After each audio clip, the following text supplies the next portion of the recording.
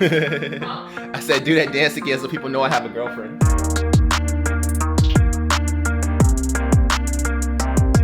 Yeah, get some background bokeh. Alrighty, in other news, I actually got a chance to attend Halloween Horror Nights for the first time in forever. And I've never actually been. I've been twice now.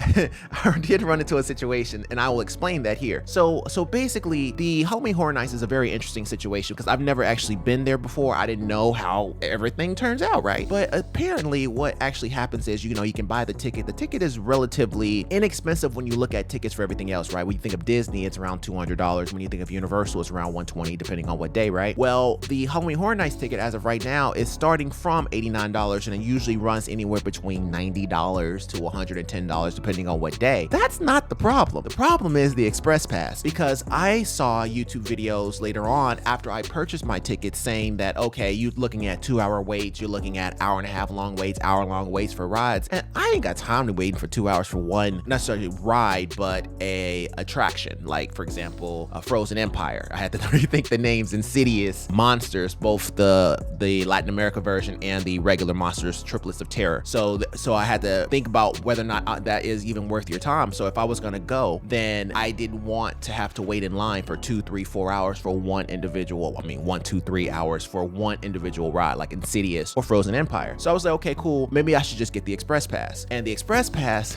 ironically, is twice as much as the actual ticket. So the actual base price of the Halloween Horror Nights is $87.99, but the Express Pass is $189.99 as the base price, and that can change as well. So you're literally paying double the price just for Express Pass so that you can skip the line, essentially. You can only do it for one ride, very similar to Disney, mind you. And with doing it only for that one ride, it basically halvens the amount of time that it would take. So if it was an hour ride, it can be around 25-30 minutes. So I was actually thinking about buying this instead, but I ended up finding a secret, which I am telling you right now. If you are actually here and you actually live here in Florida, or if you're going to be here for a few days, or you're going to be here for at least a couple of weeks, I would actually recommend just going ahead and getting the ticket and then coming at midnight, like straight up, just come at like 11 o'clock midnight, because a few things happen. One, the actual cost for the parking is around $30, and if you go after midnight, it's free. So essentially you leave your house before it actually gets to midnight. That way, as soon as you get there, it's like 12:01, 12:02. That gives you a good hour and like 56 minutes. Basically, it gives you a little over 2 hours, because actually what happens is once it gets to 2 a.m., generally you would think the park would close. No, if you get into, like, for example, Insidious at 1:59 a.m., they'll just let you in,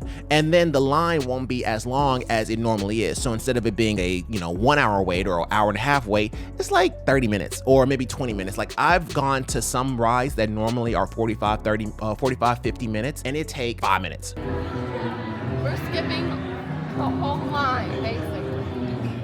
The one you see on a weekend day. Save $300. Exactly.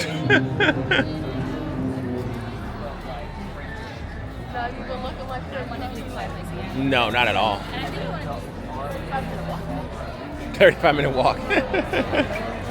Like, there's nobody there, because ain't nobody got time to be coming up early and waking up at like 1 a.m. or 2 a.m. People gotta go to bed, they gotta go to work, stuff like that. So I would actually recommend just buying the regular ticket and then just going at midnight. And that way you don't have to pay anything extra. You don't have to pay any extra parking. You can just go. And especially if you're gonna be here for multiple days, then do it. If not, then you might have to look at the Express Pass or the Halloween Horror Nights Scream Early ticket, which allows you access into the park, and then you can stay, and then you can actually go to whatever ride before everybody comes in and goes to the rides. You can do that as well. I don't have time to wait that long, and it's Florida, so it might rain like 24/7, and you just flip a coin these days. So you can do that, but I mean, if you're asking me personally, I would just literally just get a regular ticket and then just go at midnight and call it a day. And then you can enjoy, I mean, you can hit like 6, 7 of them between, in that 2 hour time frame, you can probably hit a good amount of them and just kind of go in a circle and just make sure you hit every single room you can, and then maybe come back the following day and do the exact same thing. And that will actually be cheaper than buying one ticket plus the Express Pass, because you're only looking at what, $180 versus $350, something like that. Obviously I cannot count, but that's exactly what I would do for that situation. It's just way too expensive. I just don't see a point. But overall, I would say my experience with Halloween Horror Nights is a positive one. I actually enjoyed myself. I had a great time. The different scare zones were freaking awesome. And I mean, they get right up on you. Like, like if you want to fight, just let me know, so I'm ahead of time. like I'm in it too. I'm not as invested invested as you are. This man is all in my face, and I'm like, okay, are we going? What's going to happen here? Are you just going to sit here and try to scare me? Because it's not going to work. I'm just looking dead at you. It's a little different when you see someone coming versus when they scare you and you don't expect it, right? So I'm just looking at them, and they just walk right up to you, and it's just like they're very, very personal there. But no, it's a great time. All the scare zones were pretty cool. The food,